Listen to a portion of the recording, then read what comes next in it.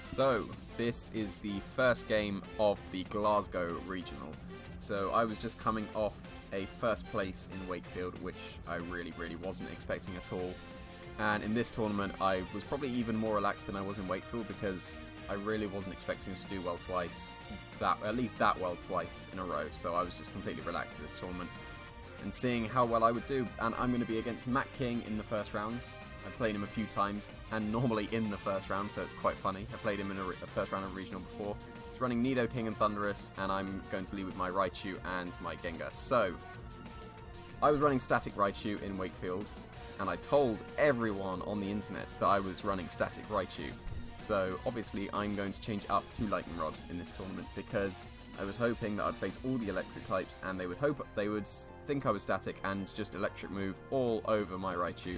And I would get all the boosts. The boost didn't really matter because I'm physical, but I would prevent all the Thunder Waves, all the electric moves. So I'm expecting this Thundurus to think I'm static and just go for an attack or a Thunder Wave, more likely onto my Gengar.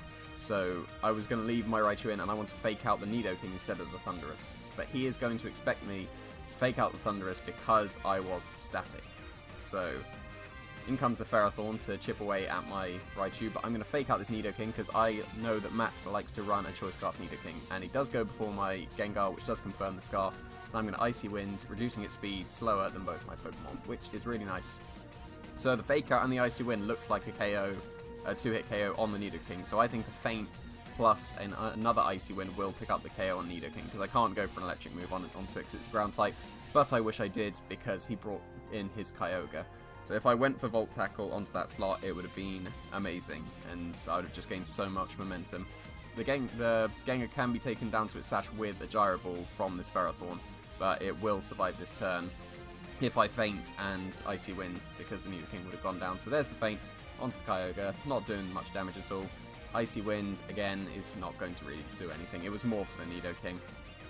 And Ferrothorn is going to go for the Gyro Ball onto my Gengar. Now with its reduced speed, definitely 100 and 150 power now, even though it probably was before. Gyro Ball onto the Gengar, definitely going to take me down to the sash. So here, I am expecting him to expect my Volt Tackle onto the Kyogre and switch back out to his Nidoking. So I want to bring in my Rayquaza to threaten his Ferrothorn with the Overheat and potential extreme speed onto the Nidoking switch. But he is going to instead protect his Kyogre. And I'm going to go for the Taunt onto the Ferrothorn because I didn't want it to try and protect from my Overheat or go for any Leech Seeds. But annoyingly, he goes for Gyro Ball onto Raichu, which is a really nice play, which does a lot to Rayquaza. Now here he's going to withdraw his Kyogre and bring back in his Thundurus, I believe. Yeah, there's his Thundurus. So I wasn't really expecting Ferrothorn to be able to live a Dragon's Ascent with the Icy Wind chip, because I have done 90% to Ferrothorns before. So I didn't want to risk the Overheat, so I'm going to go for the Dragon's Ascent onto this Ferrothorn. I believe an Icy Wind? No, I would have Sludge Bombed the Kyogre. So there's a Sludge Bomb onto the Thundurus, doing a lot of damage, indicating probably no bulk at all. Dragon's Ascent instead of Overheat onto the Ferrothorn. No miss, but the Ferrothorn is able to take this Dragon's Ascent with just a little bit of health. So I probably should have overheated, but I didn't want to miss.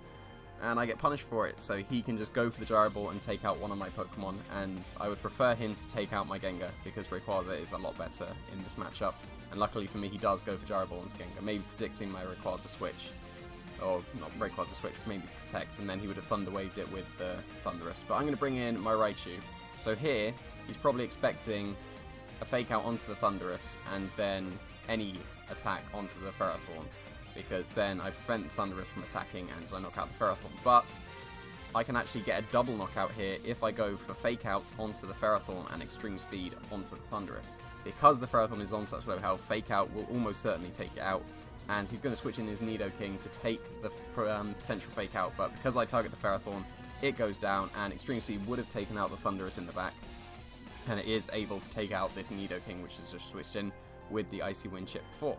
So that's pretty much game over now, because he's got his Thundurus in range of an Extreme Speed in the back, and his Kyogre with some chip.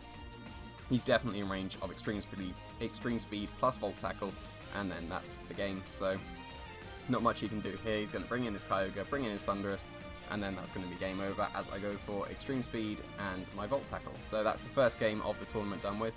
I only had to use 3 Pokemon, which is always good, concealing information for the future if we get paired in Top Cut, so that was quite nice. I definitely brought my Kyogre because you don't leave your Kyogre out when you've got Rayogre. So I'm going to feint to the Life Orb Recoil. So if he had survived this turn, I'd have had to bring in my Kyogre to reveal it, but Volt Tackle with the chip definitely picks up the KO onto the Kyogre. So there we go, first game of the tournament won. On to game 2.